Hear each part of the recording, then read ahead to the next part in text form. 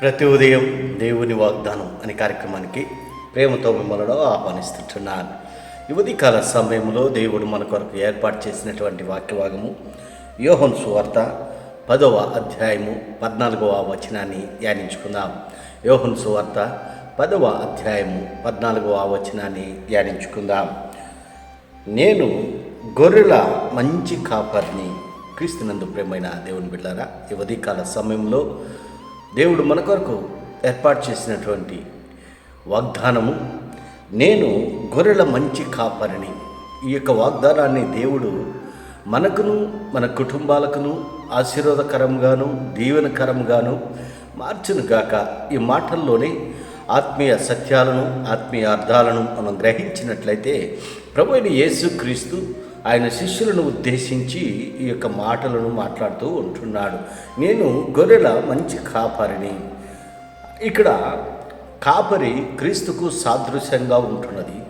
గొర్రెలు ఆయన నమ్మినటువంటి బిడ్డలకి విశ్వాసులకి సాదృశ్యంగా ఉంటున్నది. మరి సాధారణంగా కాపరి తన గొర్రెల కొరకు ఏమైనా చేయుటకు సిద్ధముగా ఉంటున్నాడు. అందుకే మరి ఈ యొక్క నేను అనేటువంటి ఆ మాటలు యేసుక్రీస్తు కొన్ని సందర్భాల్లో మరి మాట్లాడినటువంటి మాటలను గమనించినట్లయితే, నేను లోకమునకు వెలుగై ఉన్నాను, నేను మరి గొర్రెల మంచి కాపరిని, నేను నిజమైన ద్రాక్షావళిని, ఇలా అనేక మాటలు యేసుక్రీస్తు సంబోధిస్తూ ఉంటున్నాడు. మరి ఇక్కడ గమనించినట్లయితే అందుకే మరి దావీదు కీర్తనకారుడైనటువంటి దావీదు కూడా అంటున్నాడు, యెహోవా నా కాపరి, నాకు లేమి కలగదు. మరి దేవుడే కాపరిగా మనకు ఉంటే మనకు ఏ కొదువ ఉండదు.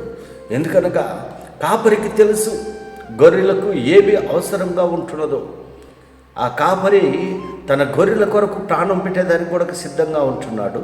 తన గొర్రెలకు మరి మంచి ఆహారాన్ని సమకూరుస్తాడు, నీటిని సమకూరుస్తాడు, శత్రువుల నుండి మరి తన గొర్రెలను కాపాడుకుంటాడు.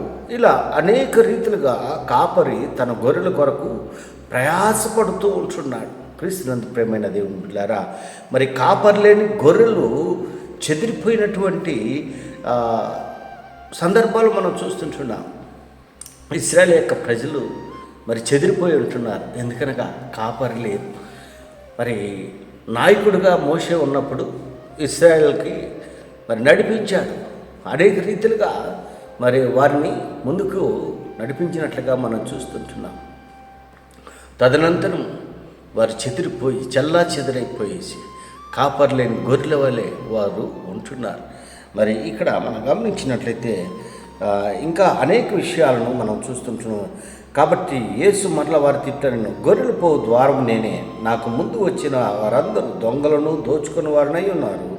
గొర్రెలు వారి స్వరము వినలేదు, నా గొర్రెలు నా స్వరం వింటాయి. మరి ఈ యొక్క మాటలో మనం గమనించినట్లయితే అబద్ధమైనటువంటి కాపరులు, దొంగలైనటువంటి కాపరుల గురించి ప్రస్తావిస్తూ ఉంటున్నాడు.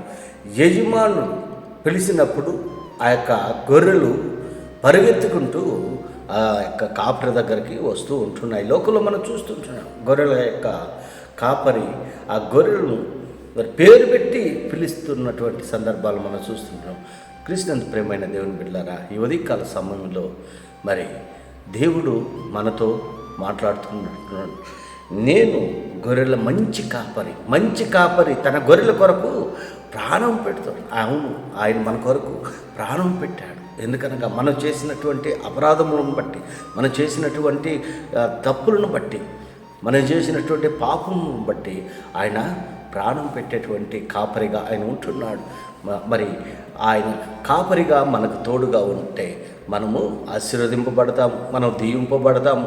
అట్టి కృప నీవు నేను పొందుకొని దేవునికి మహిమగా ఈ లోకంలో జీవించాలని ఈ కొద్ది మాటలతో నేను హెచ్చరిక చేస్తూ ఉంటున్నాను. దేవుడి యొక్క మాటను మరి ఎక్కువగా మనందరి జీవితాల్లో ఫలభరితంగా చేయనుగాక. ఆమేన్.